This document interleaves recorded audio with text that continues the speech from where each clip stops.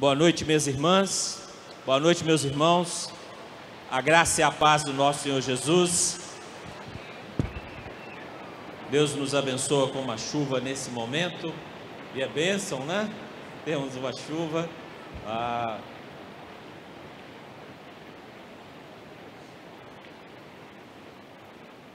Quero dizer que é uma alegria e uma honra estar com vocês. De manhã eu brinquei que parece cacuete de pregador, né? Todo mundo chega aqui e fala isso. Mas de fato é uma alegria, porque essa é uma igreja que está encerrando essa semana de, escolher uma palavra boa, mas de muita carga missionária, né? Foram 140 grupos essa semana que receberam missionários de missões mundiais. Eu tive colegas, de quem eu trago um abraço, somos 1.740 missionários que os irmãos têm, em 79 países. Às vezes você acha que grande é aquela igreja da televisão, com mega templo, canal de televisão, pastor andando de helicóptero, né? Foi uma piada, essa parte não é legal não. Mas grande essa união de igrejas batistas no Brasil, que chama Convenção Batista Brasileira, 13.400 portas abertas, que se unem e formam uma ação missionária dentro do Brasil e no mundo, que tem feito a diferença. Se somarmos as igrejas locais, as convenções, a Convenção Batista Brasileira, através de missões mundiais, missões nacionais, temos feito um grande impacto humanitário no mundo. Só no último ano, nós atendemos 430 mil pessoas em projetos humanitários, em missões mundiais. É a sua oferta fazendo diferença. São os seus joelhos sustentando os missionários lá fora. E nós temos um produto muito bom, que é o missionário. Sabe por que ele é bom? Porque sai das igrejas, sai das salinhas, sai do tempo que vocês, professores de EBD, cuidam, vocês, pastores, ministram. Então recebemos em missões mundiais um material de altíssima qualidade. E em nome desses irmãos, desses meus colegas, eu estou aqui para agradecer essa semana tão abençoada. 140 grupos receberam um missionário. Teve missionário falando de madrugada, para ele lá 2 da manhã, 1h30 da manhã, outros falando às 9 da noite, 11, né? Uma loucura, atendendo vocês aqui, né? Pela manhã alguém falou que uma missionária falou por 1h30, né? 1h57, ele ainda pôs o 7, e na hora eu comecei a pensar qual é. Ele falou, é da África. Aí já vai me ajudando, né? Como eu conheço bem o eleitorado, o público, eu falei, foi Moçambique. Eu não tinha dúvida que era Noemi Cecito, né? E o colega da manhã até falou assim, olha, me mandou um tanto de fotos, se você quiser mostrar, eu tenho aqui. De tão impactado que ele ficou. Então, eu estou feliz em estar aqui com vocês. A família Rangel, de missionários ali, do Pedro ao pastor Geraldo, né? São todos missionários ali. A Meire está conosco aqui. E agradecemos todos vocês, porque têm sustentado os nossos missionários em orações, com as ofertas. Isso tudo tem feito a diferença por esse trabalho. Nessa noite, eu queria refletir com vocês rapidamente sobre o propósito, o objetivo de Deus. Pretensão minha, em 27 minutos, pensar com vocês no propósito de Deus. Nem de longe vou conseguir, e até porque vocês têm grandes pregadores aqui. Mas eu queria tentar mostrar algumas coisas que têm acontecido e chamar a sua atenção para algumas premissas.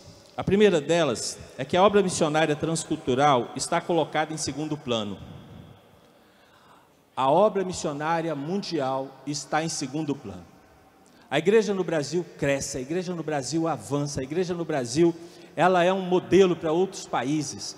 Ela é o desejo de muitos países terem uma igreja tão forte, tão impactante como a no Brasil. Às vezes que eu vou à China, eu fico sonhando o dia que a gente vai poder ir a um templo como aqui e termos vários chineses cultuando a Deus abertamente.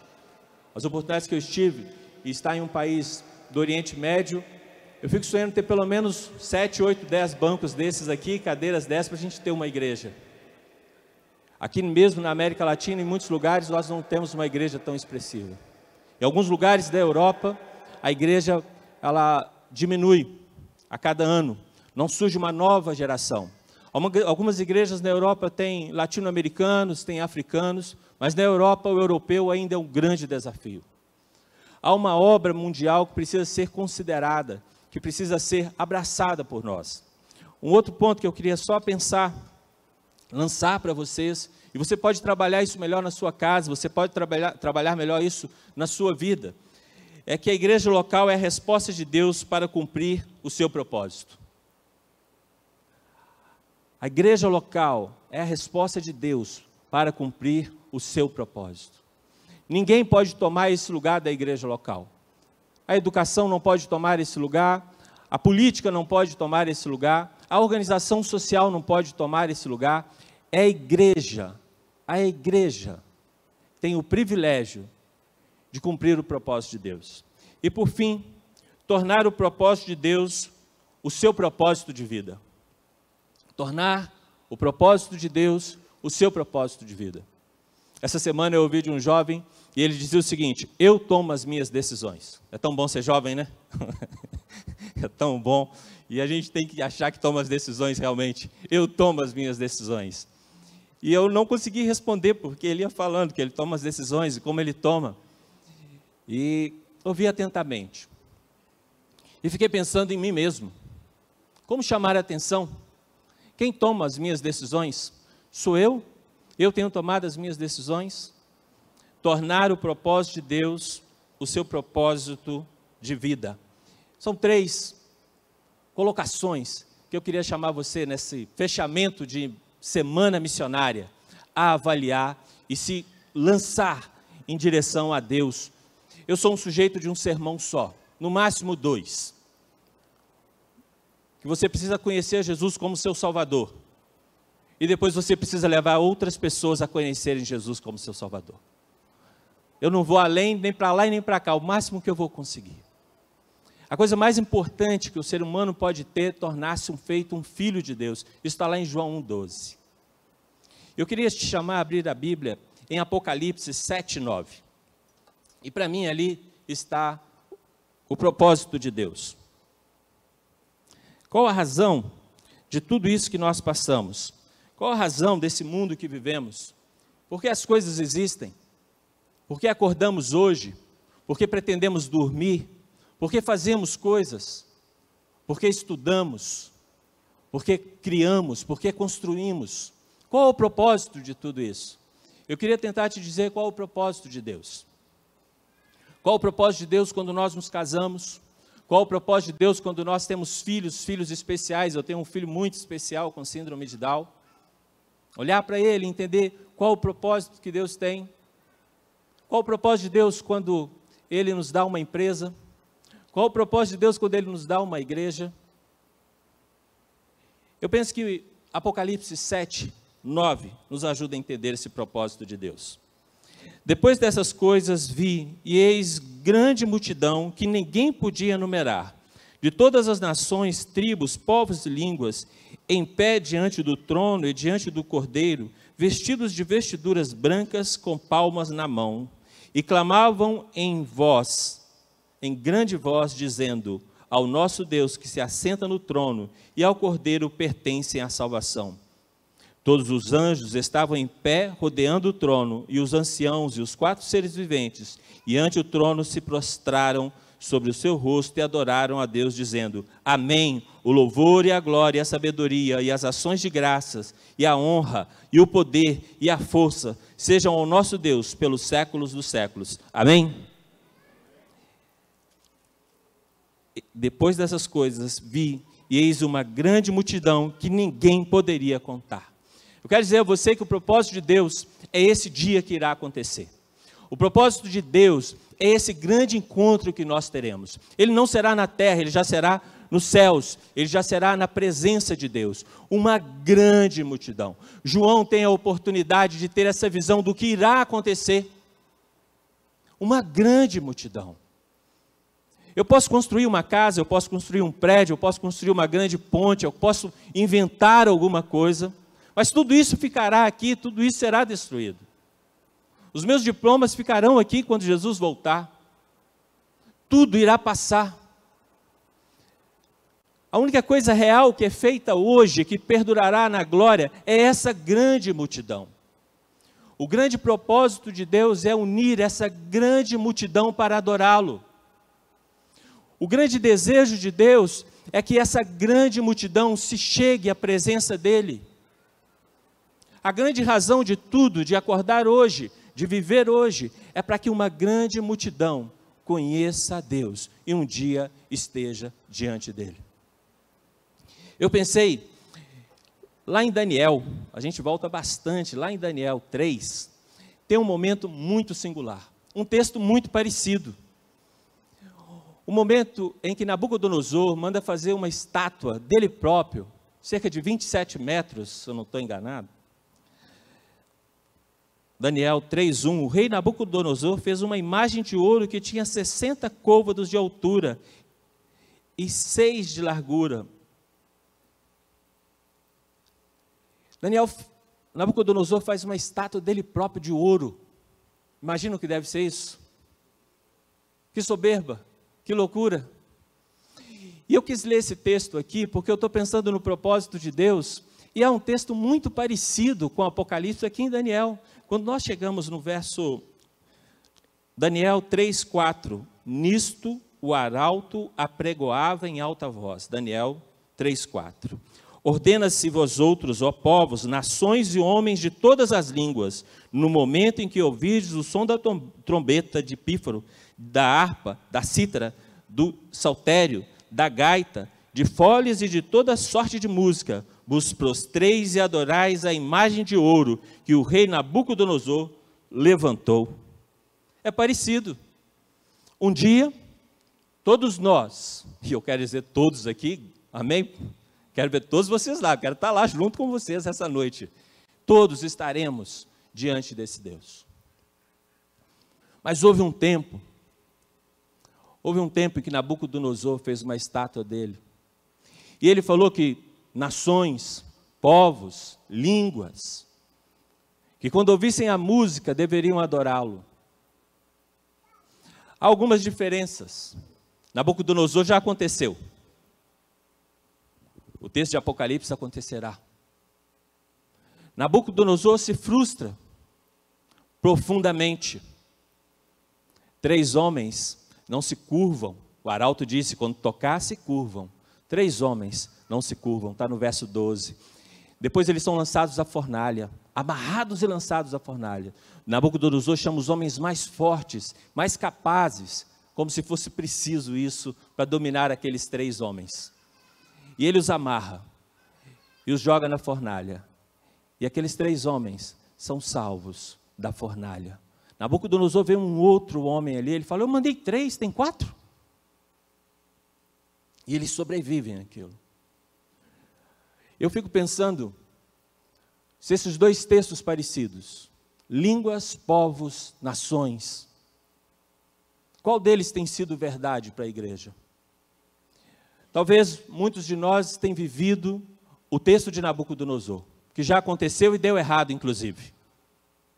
Muitos de nós temos negligenciado a obra missionária transcultural. O Brasil vive um grande momento, e essa igreja vive um momento singular. Estamos às portas de um novo nível de igrejas no Brasil, as chamadas grandes igrejas. É a oportunidade de um momento, de um movimento missionário acontecer entre vocês. Eu queria fechar esse encontro, pela manhã tive a vontade de pregar, mas eu queria fechar esse momento hoje à noite, convidando você a começar na sua casa um movimento missionário, que não vai negligenciar a obra de missões mundiais. Eu não estou falando de junta de missões mundiais, não. Eu não estou falando da agência dos batistas, eu estou falando da obra de missões mundiais, transculturais, todos os povos. Os irmãos do Haiti cantaram aqui, é uma pequena fração de como será lindo. A gente precisa de 3 haitianos para cantar bem num culto. Quando tem esse tanto aí, já toma tudo. Eu fui pastor em uma igreja, eu tinha 2 haitianos, eu brincava, os dias que os 2 estão, o louvor é ouvido na rua. Tinha mais de 100 pessoas, mas era preciso 2 haitianos. Com esse grupo de mais de 20 aqui, eu acho que lá no centro deu para ouvir. Não é? E a animação, e a empolgação?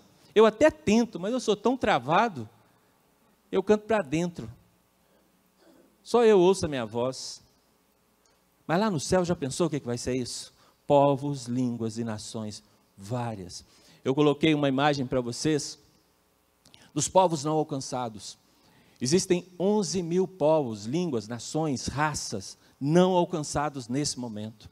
Apesar de você viver uma igreja no Brasil explodindo, uma igreja linda no Brasil, ainda existem 11.932 povos não alcançados. Desses, cerca de 7.000 povos não tem alguém trabalhando com eles. Eu diria para vocês que cerca de 2.000 desses 7 não tem uma porção da Bíblia traduzida para eles. Esse número de 7.000 povos, de 11.000 povos, a gente está falando de cerca de 3 bilhões de pessoas. São 3 bilhões de pessoas, dos quais 86% desses, cerca de 86%, não tem contato com um cristão. E você talvez diga assim, esse pastor é exagerado.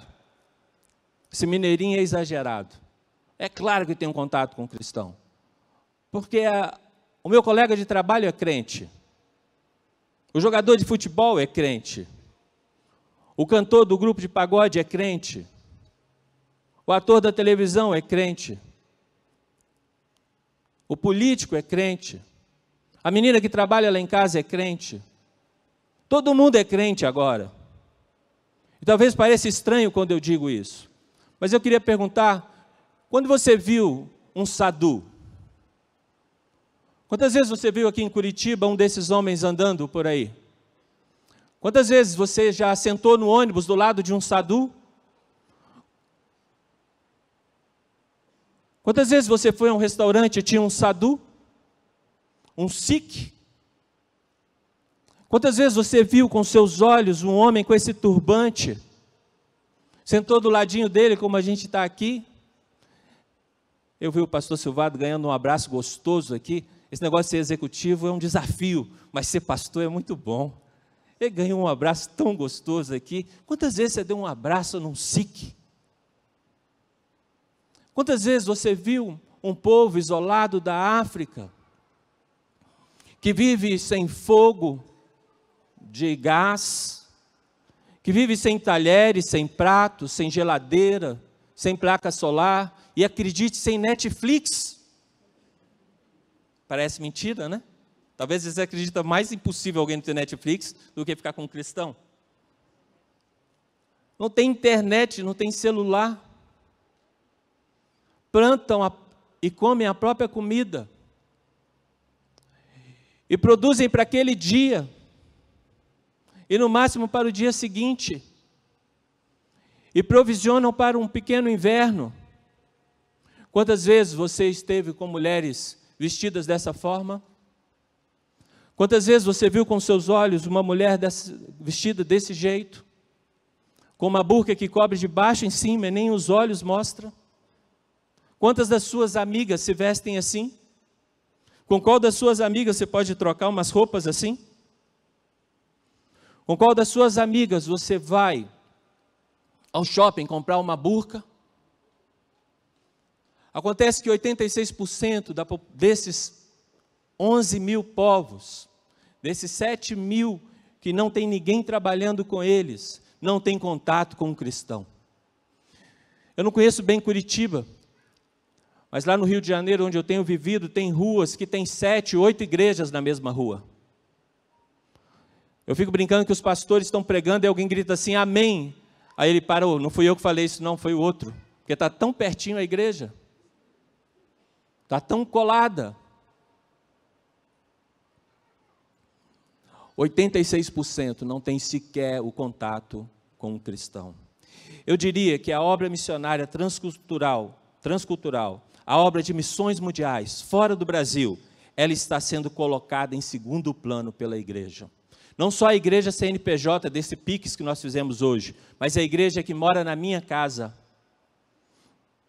A igreja que mora na minha casa está preocupada em viver bem nesse mundo. A igreja que mora na minha casa, talvez, ela está nesses 2 textos de povos e nações, um lá em Daniel e outro que vai acontecer em Apocalipse. Talvez ela está vivendo em Daniel.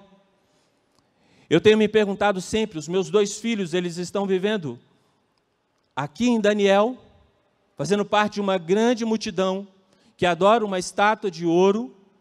Os meus filhos estão se preparando para o grande dia, para o grande encontro. O grande dia da minha vida ainda não aconteceu. O dia mais fantástico da minha vida foi o parto. Quando o médico tirou da barriga aquele bebê, foi Matrix para mim, desceu assim de uma vez. Foi uma coisa fantástica, eu fiquei em choque. Eu saí dali do hospital e fui ao supermercado comprar um suco, cheguei no supermercado e ficava olhando assim, onde eu estou? Estou dentro do supermercado e eu me perguntava, onde eu estou? O que eu vim fazer aqui? Por que eu estou aqui? Aí veio tudo na cabeça. Nasceu um bebê, compra suco, pega frutas, prepara que as pessoas vão visitar o bebê, volta para o apartamento.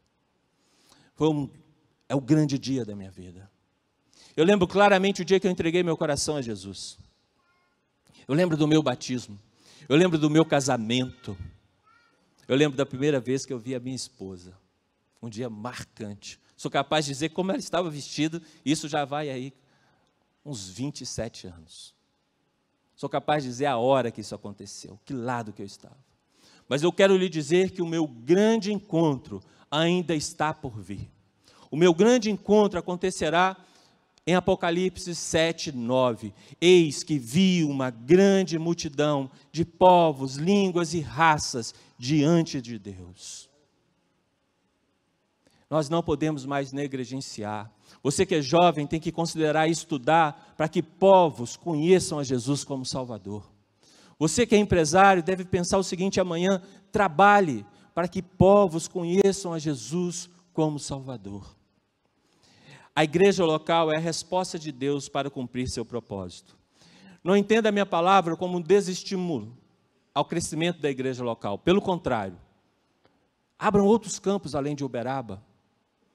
Abram outras regiões no Brasil. Trabalhem para que esse lugar fique pequeno e trabalhem para chegar a um ponto que não adianta mais comprar e nem construir, porque vai estar sempre pequeno. E a gente vai ter que revezar pregando, revezar tendo pequenos grupos. A igreja local é a resposta de Deus. Se eu abrir um orfanato hoje, se eu abrir uma clínica médica hoje, daqui a 10 anos eu posso ter a melhor clínica médica. Se eu abrir uma escola, daqui a 10 anos eu posso ter talvez uma universidade. Mas se eu iniciar uma igreja hoje, daqui a 10 anos eu posso ter um orfanato, eu posso ter uma escola, eu posso ter uma universidade, eu posso ter um hospital. Porque a igreja é um organismo vivo de Deus. Trabalhar em prol da igreja é trabalhar para que o propósito de Deus, de Apocalipse 7, 9, se realize. Essa imagem que vocês têm é a igreja local sendo igreja. Essa é uma imagem do grupo de 55 refugiados afegãos que no mês de abril nós recebemos em São Paulo e os colocamos em Morungaba.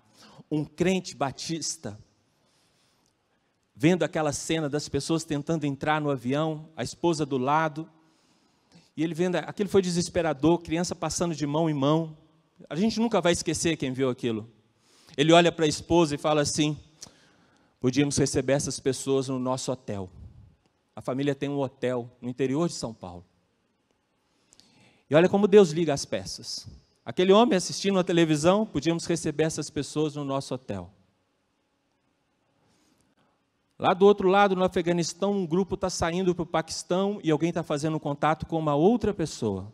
Essa outra pessoa liga no Brasil e nos procura, através da diretoria da convenção, missões nacionais, missões mundiais, e nós entramos no circuito para trazer 55 refugiados que estão aqui no Brasil. É a igreja local. É a igreja local agindo. É a igreja local fazendo a diferença. A foto que estava ali é da alfabetização. Tem 4 grupos de alfabetização em português, porque essas pessoas têm que falar português, para crianças, para o nível universitário, para homens e mulheres, e para as pessoas que não sabem ler na língua deles. E Deus provê pessoas na igreja local capazes de ensinar português para alguém que nem a língua deles sabe escrever e ler. E a pessoa vai aprender a ler e escrever em português. Isso não é fantástico? Isso é a igreja local. Essa outra imagem, volta uma imagem para mim, Rodrigo. Essa imagem é de ontem, eu fiz questão de colocar porque ontem foi a final da Champions League. E os refugiados estavam lá assistindo a final, os homens refugiados. Eles estão numa das salas do hotel, de lazer, com um telão e assistindo. A igreja local, ela acolhe uma pessoa que está numa situação dessa de refúgio, mas ela também promove uma tarde especial para assistir à Champions League. A Junta de Missões Mundiais é a menor das forças que você pode ter. É a menor das forças que Deus tem. A maior força que Deus tem é a igreja local. Quem faz a grande diferença é a igreja local. Essa é uma imagem da Ucrânia. A sua igreja aqui, o pastor Silvado, Silvanil, os irmãos, tem enviado ofertas para a Ucrânia. Eu gosto dessa foto dessa menina porque ela simboliza muito. Parte do nosso trabalho tem sido alimentar as pessoas na guerra. Mais de 150 toneladas já foram entregues dentro da Ucrânia pelo trabalho dos batistas brasileiros. Glória a Deus. Nós temos dentro da Ucrânia o trabalho com 7 locais diferentes, onde os irmãos têm 7 pastores e esposas e famílias que os irmãos sustentam integralmente. Aquela imagem é a imagem da igreja preparando uma sopa, indo para um abrigo subterrâneo, e lá no abrigo subterrâneo distribuindo aquela sopa. E à medida que as pessoas vão comendo, elas vão para um lado e começam a celebrar um culto, começam a cantar, e começam a adorar a Deus. Nós temos o trabalho na Polônia, com refugiados, onde o templo que nós trabalhamos foi tirado todos os bancos, e ele recebe as pessoas. Nós temos trabalhos com refugiados na Alemanha, ucranianos. Mas eu queria destacar algo no trabalho da Ucrânia que a igreja local está fazendo a diferença, que vocês estão permitindo. Esse é o Bogdan. Eu fiz uma pergunta, olha, a gente está mandando alimento, nós estamos ajudando com o transporte de pessoas que estão em áreas distantes, compramos uma van e a van leva comida e traz pessoas que têm que ser retiradas, ou estão doentes ou estão fugindo. É muito trabalho. Teve um dos trabalhos, foram 70 toneladas de remédio. 150 toneladas de alimento, milhares de dólares sendo investido ali para que a igreja sobreviva. Mas eu queria fazer uma pergunta, as pessoas estão se convertendo? Vocês estão tendo tempo de falar de Jesus para alguém, além de testemunhar? Vocês estão testemunhando de Jesus? E a resposta que eu comecei a receber dos 7 obreiros que lá estão é, pastor, as pessoas estão ávidas, as pessoas estão prontas, as pessoas querem Jesus. Eu não sei se a minha cabeça é tão pequena, que eu fico imaginando numa guerra, a última coisa que alguém vai querer preocupar é com o negócio de igreja. Mas eles me responderam, não, as pessoas estão abertas. E aí recebi essa foto. Em plena guerra, o obreiro dos irmãos, batizando alguém que entrega o coração a Jesus. É a igreja local que faz a diferença. Pode passar? Pode passar, Rodrigo? E tem algo para a igreja local. Em outubro, o pastor Silvani vai com uma equipe a Angola. A gente vem trabalhando há um tempo. E eles vão visitar especificamente uma região onde nós temos uma escola. Uma escola que tem algo muito interessante. Tem professores e educadores aqui? Quem é professor, quem é educador? A Meire está ali, dá um pedão, tucão nela. Né? No Brasil, uma das coisas mais difíceis é a inclusão. Eu tenho um filho com síndrome de Down. O meu menino, para ser incluído na escola, é muito interessante. Eles querem que ele se adapte à escola. Ele é quem se inclui. E é preciso eu estar lá na África para encontrar essa escola que tem a inclusão invertida. Essa escola lá em Angola, a gente começou com cegos. E aí chegaram crianças surdas. E chegaram crianças com síndrome. Os professores aprenderam a trabalhar com as crianças cegas, com as surdas, com síndrome de Down. E aí chegaram os alunos que a gente chama normais, na verdade a gente deve falar típicos. E os típicos chegaram e foram se adaptando à rotina dos outros. Eu tenho chamado isso de inclusão invertida. A gente está convidando vocês como igreja a irem a essa escola. Essa foto é do ano passado. A missionária me mandou a foto, pastor, encontrei uma família com 5 crianças. 4 são cegas. Todas em idade escolar, nunca foram à escola. Matriculei todas. Eu dei glória a Deus. E parte de mim pensou, quanto vai custar? O que vem aí? E em missões mundiais, a gente pergunta quanto vai custar, mas nunca diz não. A gente sempre diz sim. Porque quando nós encontramos um desafio, é sinal que Deus quer nos usar. vai precisar de mais uma sala, vai precisar de mais apoio, mais alimentação.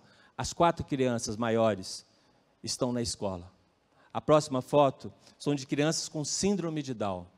Nós temos um time de crianças ali com síndrome de Down, estudando, alimentadas, vestidas e protegidas. Nós estamos convidando Bacaxeri, essa igreja local, e quem sabe, como vocês têm Uberaba, ter lá em Angola um campus. Ser igreja local lá. Nós encontramos 40 famílias vivendo no lixão, próximo a essa escola. 40 famílias. Os missionários catalogaram cada pessoa, juntaram os grupos familiares, verificavam quem precisa de apoio alimentar, quem precisa de algum suporte. E a primeira coisa que fizemos foi a questão da alimentação. A segunda que nós estamos fazendo é ajudar que essas famílias possam produzir a sua própria renda. Ser um pequeno eletricista, ser um pequeno comerciante, ser um pequeno costureiro, costureira, gerar a sua renda.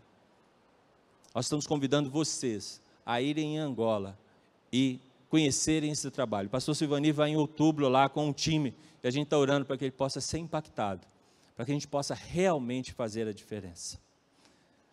Eu quero encerrar com um texto de Apocalipse 21. Porque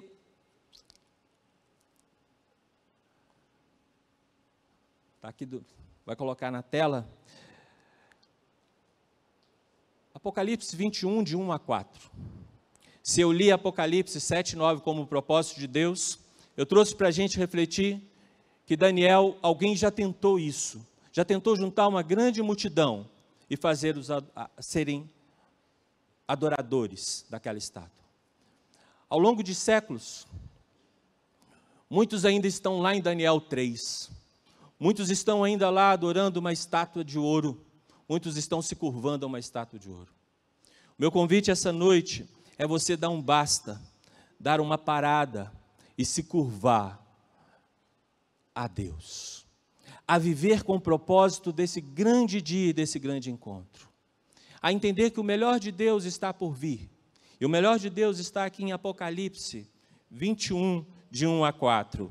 Vi novo céu e nova terra, pois o primeiro céu e a primeira terra passaram, e o mar já não existe. Vi também a cidade santa, a nova Jerusalém, que descia do céu da parte de Deus, ataviada como a noiva adornada para o seu esposo. Então ouvi grande voz vinda do trono, dizendo: eis o tabernáculo de Deus com os homens, Deus habitará com eles, eles serão povos de Deus, e Deus mesmo estará com eles, e lhes enxugará dos olhos toda lágrima, e a morte já não existirá, já não haverá luto, nem pranto, nem dor, porque as primeiras coisas passaram.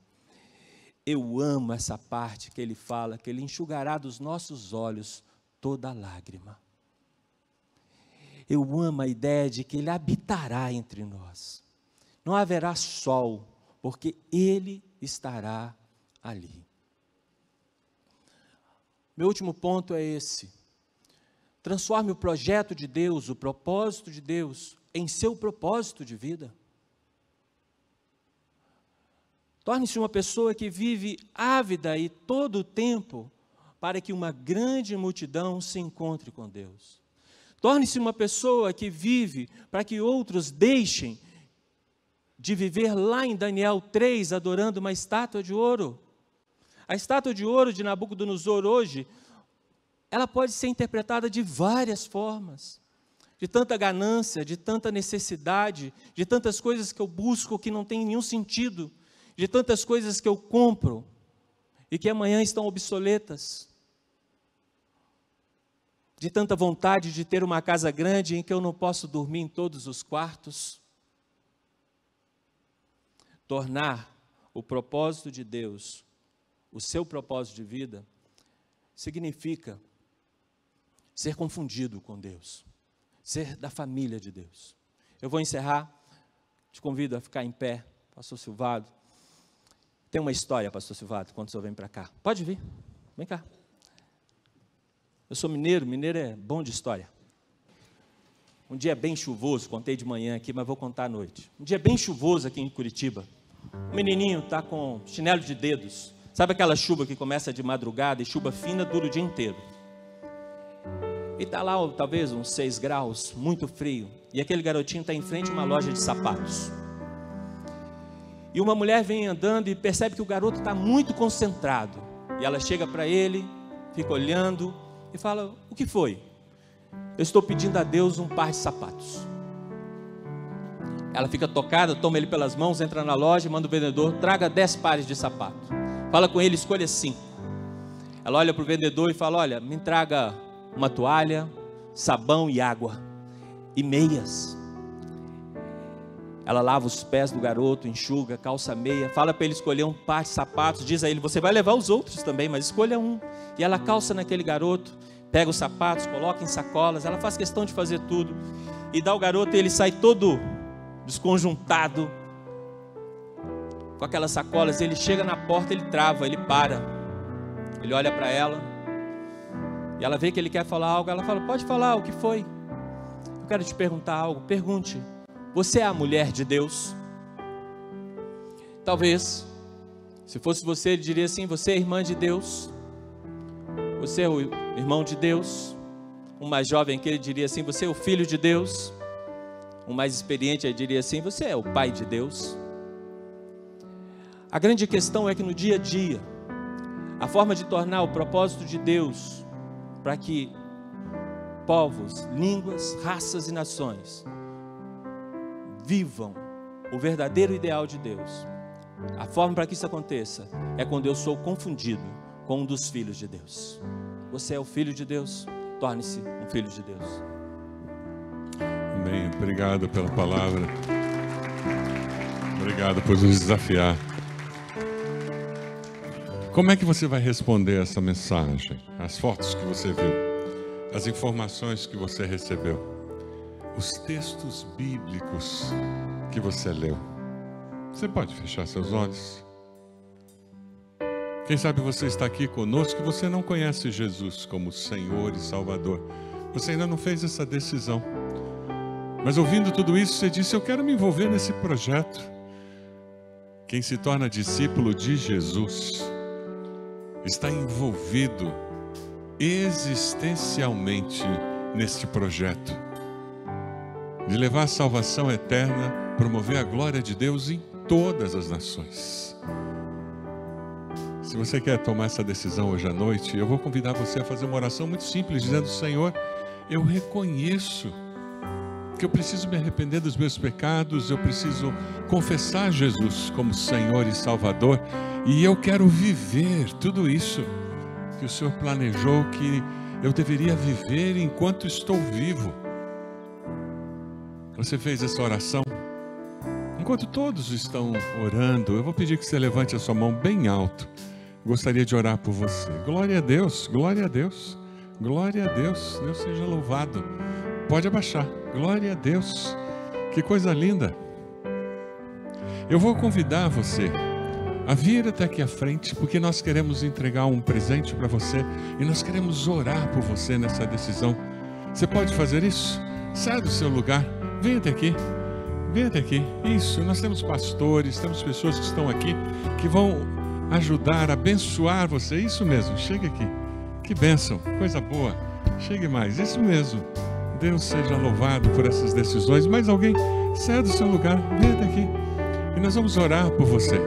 Eu vou pedir que líderes de pequeno grupo, que pastores, possam chegar junto, por favor. Chegue junto dessas pessoas, que tem mais gente vindo. Você que levantou sua mão dizendo: eu fiz essa oração, eu confessei Jesus como meu Senhor e Salvador. Mais alguém? Vem até aqui. Quem sabe Deus tocou teu coração para você ir para o campo missionário. Você vai com o pastor Silvani, mas você está pensando em ficar lá pela Angola. Ou quem sabe um outro país, eu não sei aonde. Deus chamou você durante esse tempo, chegue aqui. Nós queremos orar. Olha lá, temos várias pessoas chegando. Que bom, Deus abençoe. Glória a Deus, glória a Deus. Gente do nosso povo lá do Haiti. Que coisa boa. Deus abençoe vocês. Deus confirme essa decisão no seu coração. Mais alguém? Deus chamou você para missões? tempo especial. Chegue aqui, nós queremos orar por você nessa decisão. Vamos começar a cantar. Enquanto nós cantamos, as pessoas têm a oportunidade de vir. Olha lá, esse abençoado chegou aqui, aquela abençoada. Mais 2 pessoas aqui desse lado, por favor. Deus abençoe vocês. Que coisa boa, decisão importante. Deus confirme isso. Temos uma senhora ali, sozinha, que precisa ser aconselhada por alguém.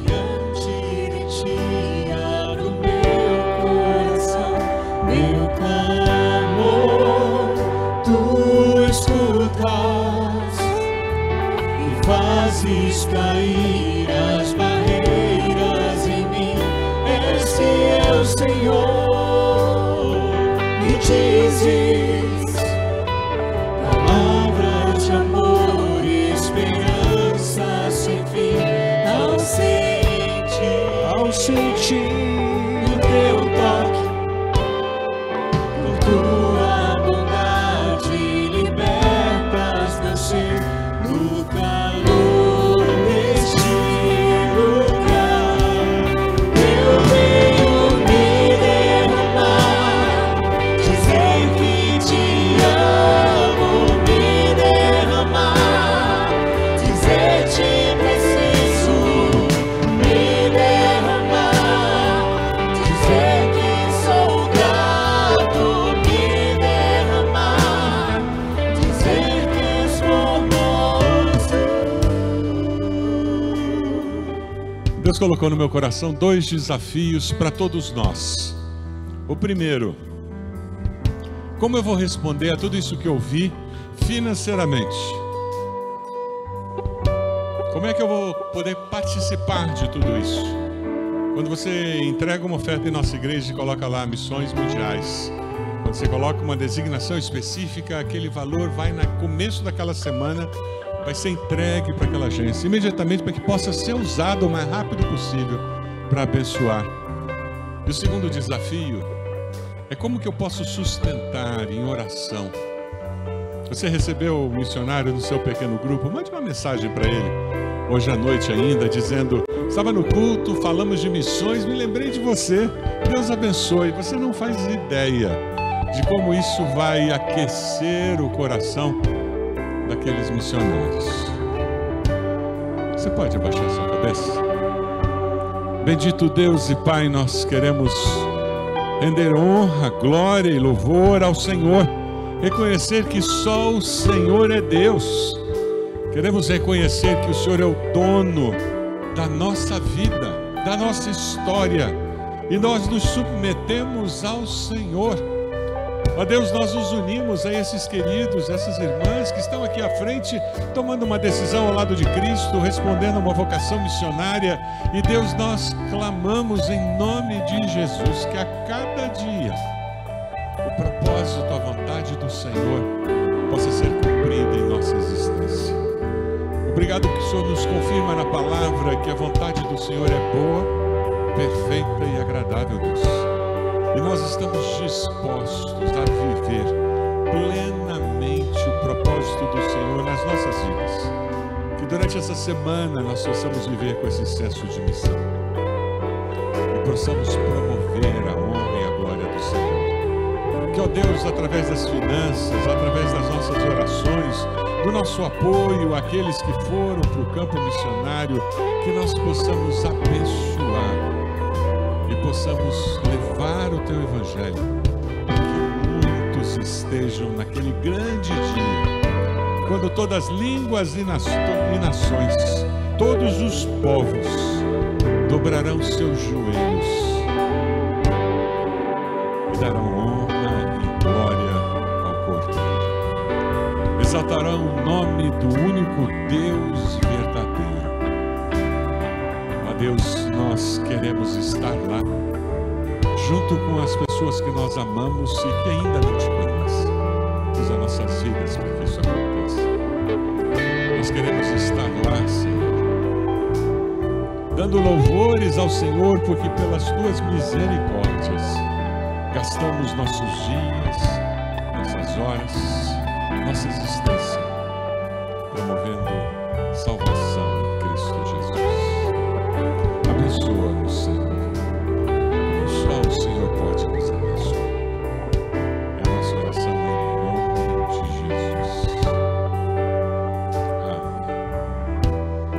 Amém. Deus abençoe vocês.